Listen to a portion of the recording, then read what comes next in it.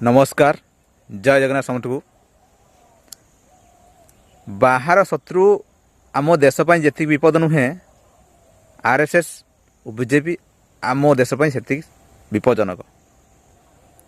ये उक्ति पर आज मोर मतामत देवाई चाहूँगी। देखो यही पोस्ट को आमर भुवनेश्वर मानस चौधरी निजेटा को फेसबुक पेज रे पोस्ट कर देखो मु प्रथमे आरएसएस कथा मु कहूँ। देखो आरएसएस बाबद जो मैंने जानी ना से इयाड़े सियाड़ माने बहुत माने बोलुं। मु प्रथम कहूँ आपड़ थे आसतु आरएसएस कौन आपड़ कि न जाणिकी या बाबद से दलीय कथार कांग्रेस कथार सी मथौं। कारण कांग्रेस से गोटे पॉलिटिकल पार्टी सी कह एग्नेस्ट 100% कह से जानी आरएसएस गोटे हिंदुत्व संगठन विशेषकर हिंदू भाई भौणी मान ये काम करे। आरएसएस चाहूँगी जे आम भारत गोटे हिंदू राष्ट्र हो जो संविधान रे जो लेखा जाइए सेकुलरिज्म एटी आमर हिंदुत्व पर ही आड़े आमर रहू हिंदू राष्ट्र हो यह हूँ तार हूँ मुख्य उद्देश्य। यह को लेकिन किसी बीजेपी से तुलना कर बीजेपी या द्वारा परिचालन हो। हाँ प्राय एठी ये बीजेपी जेतिक हिंदुत्व बीजेपी से चिंताधारा रोची बोली पर एटा को ही सपोर्ट कर। आरएसएस अलग ये अलग एटा पॉलिटिकल पार्टी हूँ पॉलिटिकल ये हूँ बीजेपी नॉन पॉलिटिकल। आरएसएस कहूँ आम चिंताधारा आमे चाहूँ देश को गोटे हिंदुत्व विचारधारा चालू जदि से आम सहित चलने ठीक अच्छे समर्थन कर जदि जो मैंने समर्थन न कर चलनी। कारण आरएसएस रे भी बहुत आमर दलीय अच्छा कांग्रेस अच्छा बीजेडी अच्छा बहुत लोक भी अच्छा तेणु से चिंताधारा अलग एटी चिंताधारा अलग एटी हूँ आमर हिंदुत्व पर हूँ कथा उठे। आप जानी रखु जे आरएसएस 27 सेप्टेम्बर आपंकर 1925 मसीह से गठित होता।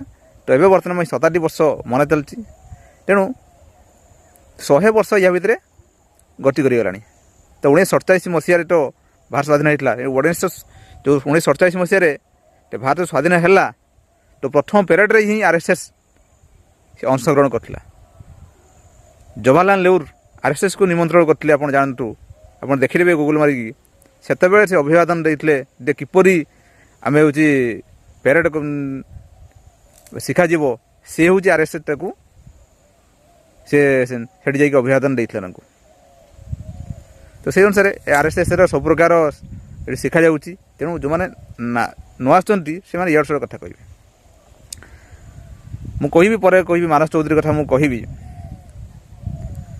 जे आरएसएस रो कौन आप निजे भी आप जापर आप मारिक आप देखूँ क्रूम मारी देखूँ गोटे हिंदुत्व संगठन देखो आप प्रत्येक देश आप देखुए निज देश निज देशर किपरि धर्म बर्तमान लगी। बांग्लादेश आम हिंदू भाई मानक घोड़े रोचे अतर्क मारुच आपणकर पाकिस्तान से रकम निज निज देशर बर्तमान से करे गोटे हिंदू गोटे मुंड टेक चली पार किंतु एटी आमर जो अच्छा किसी मुस्लिम भाई मैंने समस्त सम्मान सामान अधिकार दिखाई आम भी चाहूँ किंतु से आमर खाई आमर भी विरोधी होती मुंड टेकिकी चली पारना अन्य देश में माने कौ लोक मारुंट आप बांग्लादेश में बर्तमान देखुए दीपुचंद्र दास बहुत भी 15-16 जन ये निर्मम भाव हत्या कले आपन को दुख लगुनि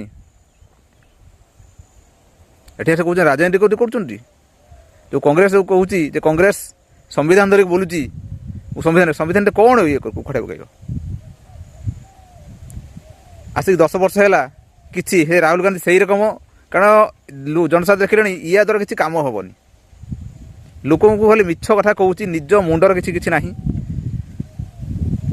कारण आम चाहूँ पॉलिटिकल पार्टी ये 5 वर्ष से 5 वर्ष करूँ किंतु सीटा को ऑफर दौर नियो अरे संविधान गोटे लेखाई जी भी लेखु सी जो जगार बैठे तुम धजिया उड़ौच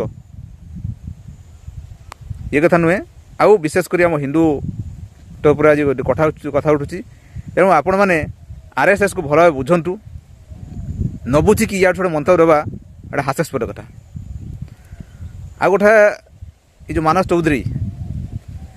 ଚୌଧୁରୀ ଏଠି ଓଡ଼ିଶାର ଯେଉଁ କଂଗ୍ରେସ ନେତୃତ୍ୱ ତାକୁ ଗ୍ରହଣ କରୁନାହିଁ। ସେ ଭାଇ ଭଉଣୀ ମଝିରେ ଯାଇଥିଲେ କଂଗ୍ରେସ ଅଫିସ୍, ତାକୁ ପୁରେଇ ଦେଲେନି। ଆଉ ସେ ଏଠି ବଡ଼ ବଡ଼ କଥା କହୁଛି, ମୁଁ ଏୟା ଥିଲି, ମୁଁ ଯାଇକି ରାହୁଲ ଗାନ୍ଧୀ ସହିତ ଇଏ କରୁଛି, ସେ କରୁଛି, କର। ତେଣୁ ନିଜ ଏଠି ପଚାରୁନାହାନ୍ତି, ଭାଇ ସେଠି ଯାଇକି ଭଡ଼ ହେଉଛି, ସେ ଭଡ଼ ଭଡ଼ର କିଛି ମୂଲ୍ୟ କିଛି ହେବନି। ଆଗର ନିଜ ଯେଉଁଠି ତ ଘର ଭୁବନେଶ୍ୱର, ସେଠି ଆଗର ତୋର କେଉଁ ଜାଗାର ଗୋଟେ ଏମ୍ଏଲ୍ଏ ଏଠି ଏମ୍ଏଲ୍ଏ ଟିକେଟ୍ ପା, ତୋତେ ତ ବେସ୍ ନାହିଁ ନା। ଖାଲି ସୋସିଆଲ ମିଡ଼ିଆରେ ଭକ ଭକ ହେନେ ବା କିଛି ପୋଷ୍ଟ କଲେ କିଛି ମୂଲ୍ୟ ମିଳିବନି। ବା ସେଠି କଥା ମୁଁ ଶ୍ରୀ ମାନସ ଚୌଧୁରୀ ଯଦି ଏ ପୋଷ୍ଟଟାକୁ ଦେଖିବ ବା ତାଙ୍କ ପାଖକୁ ସେୟାର କରନ୍ତୁ। ବାସ୍ ସେ ଯେଉଁ କହୁଛି ଆର୍ଏସ୍ଏସ୍ ଆଉ ବିଜେପି ଦେଶ ପାଇଁ ଶତ୍ରୁ। ଆଜି ଟପଟରେ ତତେ ତୁ ଭାଇ ଭଉଣୀ ଯେଉଁ ଯାଉଥିଲ ସେ ଯେଉଁ ଗୋଡ଼େଇଛି ହେଲା, ମୋତେ ଲାଗୁଛି ତମେ ହିଁ ଗୋଟେ ଶତ୍ରୁ। ତମେ ହେଉଛି ଆମ ଓଡ଼ିଶାର ପ୍ରଥମ ଶତ୍ରୁ। ଆଗର ମାଟି ତାପରେ ପାର୍ଟି। ବାସ୍ ଏତିକି କହିବି। ଯଦି ମତାମତ ଭଲ ଲାଗିଥିବ ସେୟାର କରିବା, ମତାମତ କଣ ଲେଖିବା ପାଇଁ ଭୁଲିବେନି। ରହିଲି, ନମସ୍କାର, ଜୟ ଜଗନ୍ନାଥ।